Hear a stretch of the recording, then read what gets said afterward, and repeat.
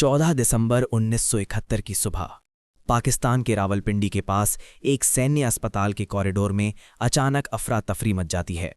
एक ward boy दौड़ता हुआ आता है और चिल्लाता है, वो भारतीय पायलट, वो गायब है।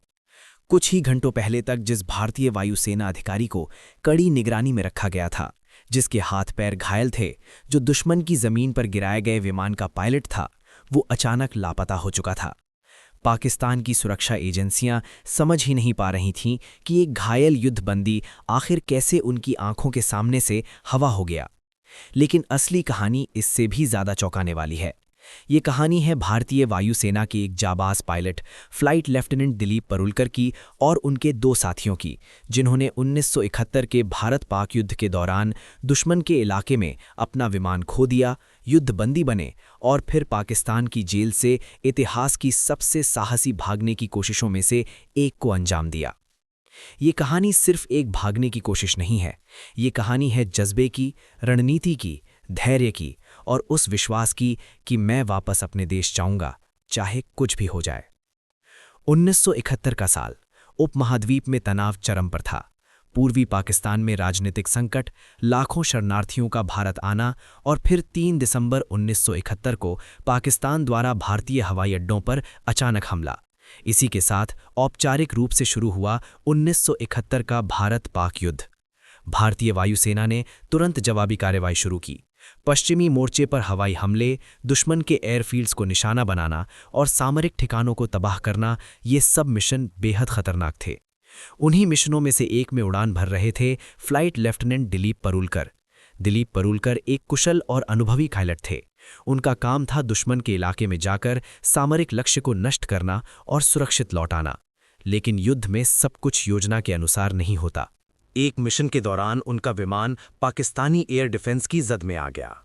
एंटी एयरक्राफ्ट गन की गोलियों और मिसाइलों की बौछार के बीच उनका विमान गंभीर रूप से क्षतिग्रस्त हो गया। कुछ ही सेकंड में उन्होंने समझ लिया कि अब विमान को बचाना संभव नहीं है। उनके पास एक ही विकल्प था, इजेक्ट करना। आसमान में तेज धमाके के बीच उनका विमान आग के गोले में बदल गया और उन्होंने पैराशूट के सहारे छलांग लगा दी।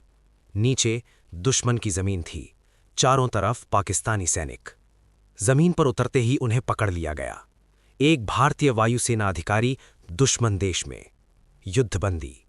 युद्धबंदी बनने का मतलब सिर्फ कैद नहीं था, इसका मतलब था मानसिक दबाव, पूछताछ और अनिश्चित भविष्य। परुलकर को अन्य भारतीय युद्धबंदियों के साथ एक सैन्य जेल में रखा गया। उनके साथ 2 और भारतीय वायुसेना अधिकारी भी थे, फ्लाइट लेफ्टिनेंट MS ग्रेवाल और फ्लाइट लेफ्टिनेंट हरीश सिंह जी। तीनों अलग अलग मिशनों में पकड़े गए थे, लेकिन अब किस्मत ने उन्हें एक ही जगह ला खड़ा किया था। जेल की जिंदगी आसान नहीं थी। हर दिन पूछताछ होती, बार बार वही सवाल, तुम्हारा मिशन क्या था, कौन कौन शामिल था, भारतीय एयरबेस कहाँ है। लेकिन भारतीय वायुसेना के इन अधिकारियों को सिखाया गया था, दुश्मन के सामने कभी भी संवेदनशील जानकारी नहीं देनी है। वे सीमित और स्वीकृत जानकारी ही देते। मानसिक दबाव के बावजूद वे संयम बनाए रखते। धीरे धीरे तीनों के बीच गहरी दोस्ती हो गई। वे घंटों बैठकर बात करते, परिवार के बारे में, भारत के बारे में और उस दिन के बारे में जब वे वापस घर लौटेंगे। लेकिन एक दिन दिलीप परुलकर ने एक ऐसा विचार रखा जिसने सब कुछ बदल दिया। उन्होंने कहा, हम यहां इंतजार करते रहेंगे तो शायद महीनों लग जाएंगे, लेकिन अगर हम खुद कोशिश करें तो शायद हम अपने देश तक पहुंच सकते हैं। पहले तो ये विचार पागलपन जैसा लगा। दुश्मन देश की जेल, कड़ी सुरक्षा, बाहर अनजान इलाका और हजारों किलोमीटर दूर भारत की सीमा। लेकिन फिर उन्होंने सोचना शुरू किया, क्या यह असंभव है या सिर्फ मुश्किल। उन्होंने जेल की संरचना को ध्यान से देखना शुरू किया। किस समय गार्ड बदलते हैं, किस हिस्से में दीवार थोड़ी कमजोर है, किस वक्त निगरानी ढीली होती है। हर छोटी चीज अब उनके लिए जानकारी बन गई। उनका प्लान बेहद साहसी था। वे जेल से भागेंगे, बाहर निकलकर किसी तरह अफगानिस्तान की सीमा की ओर बढ़ेंगे, क्योंकि उस समय पाकिस्तान और अफगानिस्तान की सीमा पर निगरानी अपेक्षाकृत कम। ये योजना सुनने में जितनी सरल लगती थी, उतनी थी नहीं। उन्हें नक्शा चाहिए था, स्थानीय भाषा का थोड़ा ज्ञान और सबसे महत्वपूर्ण, धैर्य। उन्होंने धीरे धीरे तैयारी शुरू की। उपलब्ध संसाधनों से छोटे छोटे उपकरण बनाए, जेल के एक हिस्से में दीवार की कमजोर जगह चिन्हित की। दिन में सामान्य कैदी की तरह व्यवहार, रात में धीमी आवाज में योजना। आखिरकार वो रात आ गई। घना अंधेरा था। गार्ड की आवाजें दूर दूर से आ रही थीं। तीनों ने चुपचाप अपने कदम बढ़ाए। दीवार के पास पहुंचे। एक एक ईंट हटाई गई। दिल की धड़कन इतनी तेज थी कि उन्हें डर था कहीं आवाज बाहर न सुनाई दे जाए। लेकिन किस्मत उस रात उनके साथ थी। वे दीवार पार कर गए। अब वे जेल के बाहर थे, लेकिन अभी सुरक्षित नहीं।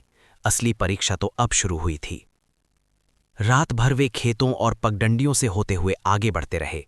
भूख, प्यास, थकान, सब कुछ झेलते हुए। लेकिन धीरे धीरे समस्या बढ़ने लगी। स्थानीय लोगों को शक होने लगा। उनकी भाषा, उनका पहनावा सब अलग था। आखिरकार सीमा के करीब पहुंचते पहुंचते वे पकड़े गए।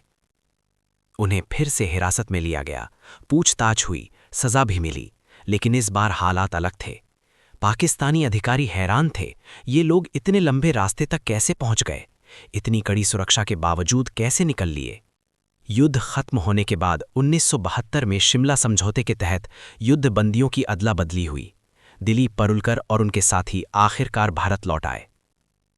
जब वे वतन की धरती पर उतरे तो वो सिर्फ एक सैनिक की वापसी नहीं थी, वो एक जज्बे की जीत थी। फ्लाइट लेफ्टिनेंट दिलीप परुलकर की ये कहानी भारतीय वायुसेना के इतिहास में साहस और संकल्प का प्रतीक बन गई। बाद में इस घटना पर आधारित किताबें भी लिखी गईं, जिनमें विस्तार से बताया गया कि कैसे उन्होंने और उनके साथियों ने असंभव को संभव करने की कोशिश की।